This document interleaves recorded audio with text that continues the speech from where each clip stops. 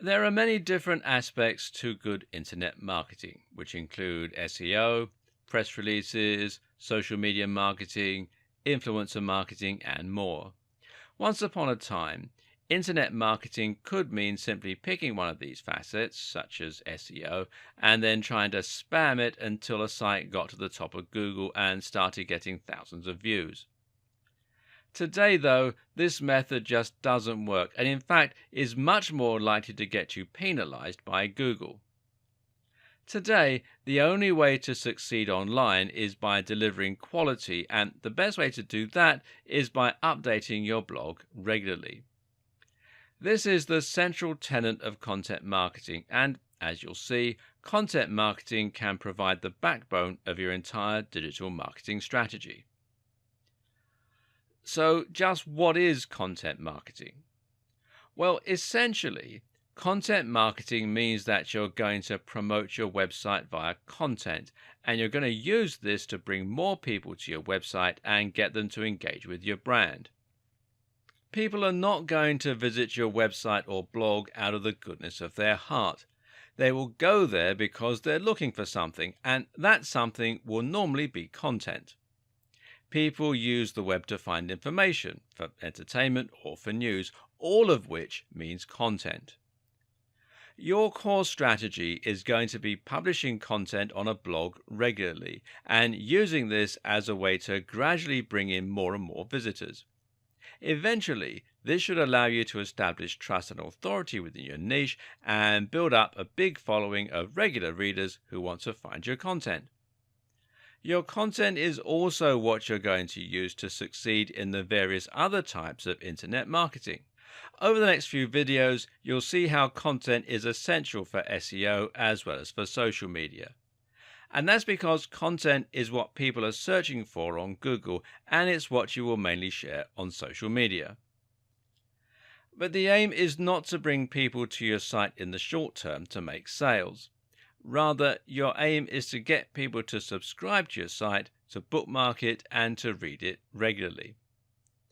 The way this works is simple. First, a visitor finds your site on Google or via a social media post.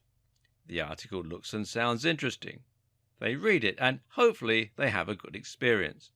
But that's not going to lead to a sale, and it's not going to lead to a subscriber in most cases.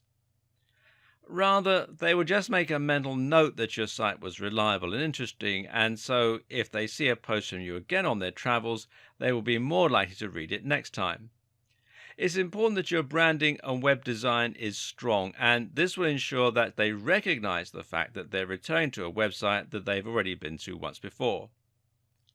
Eventually, you'll get to the point where they have a question and they decide to turn to you for advice. They know you're reliable. They know they enjoy the way that you write, and so it makes sense that they'll seek you out when they want to know something. At this point, you have their trust, and it will be much easier for you to persuade them to make a purchase or to read your site regularly. Eventually, they'll become regular subscribers and they'll start actively looking into whatever you're posting next. This will mean you have a captive audience, and the next time you want to sell a product, you'll be able to. And no, this strategy is not just for online businesses or ebooks. This strategy can likewise work for a high street store or a hairdressing company. It's all about getting more people to read your content regularly so that you have built that audience and that trust. Of course, some internet marketing strategies might rely less on content marketing than others, but this is an activity that every business should be engaged in. And it all revolves around providing value for free.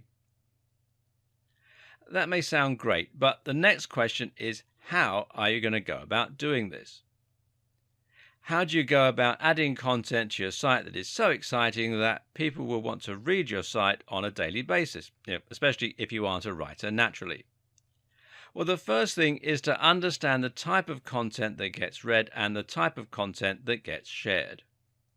And a clue here lies in a term that is generally looked down upon by the community: clickbait. Clickbait is content designed to get people to click, and very often it provides little to no value.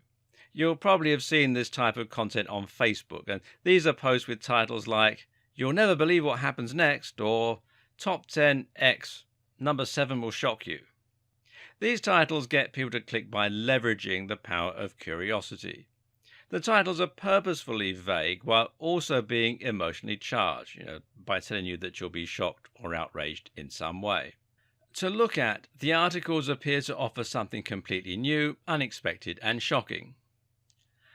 Unfortunately, when we click on the links, very often we're met with something rather disappointing, and the reality fails to live up to the hype. Now, I'm not about to tell you to write clickbait content. But what I am going to do is to tell you to write content that is similarly shocking and interesting. What you must absolutely avoid are titles like 10 Great Ab Exercises or SEO for Beginners.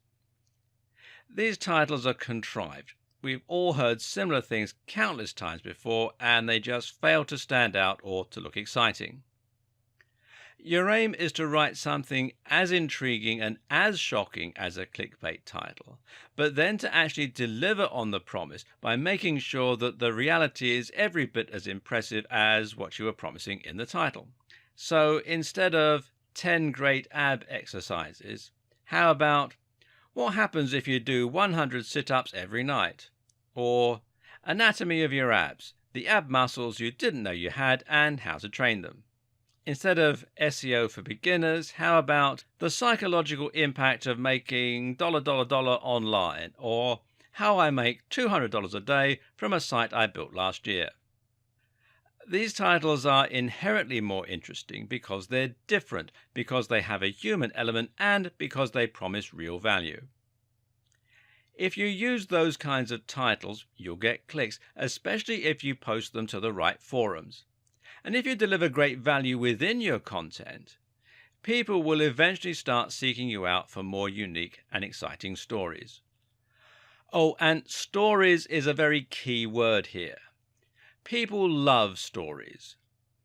Giving any post a narrative structure, in other words, structuring like a story, and talking about real people who have been affected by your advice is one of the best ways to ensure that people will want to read your content. Some other tips: space out your content well and avoid large chunks of text.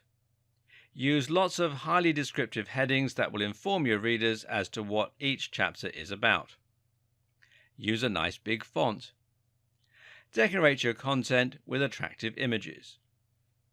Write in a manner that is concise, entertaining, and easy to read. And provide lots of links to other resources within your content.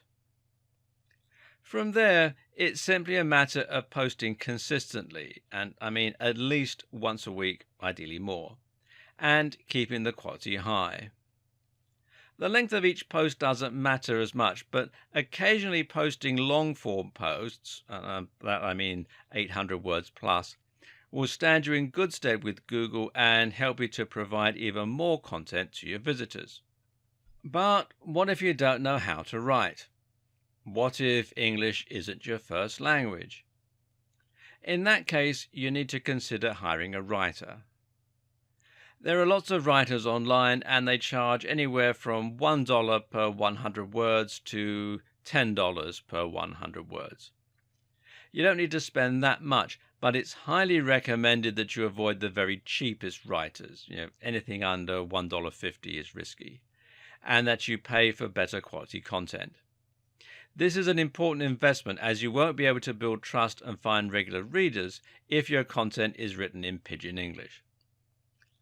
One concern here is that you might not know how to check if the content is good, seeing as you won't be able to read it in the native language. The solution here is to find someone who can tell the difference and to get them to check it for you. And I can't stress enough how important this is.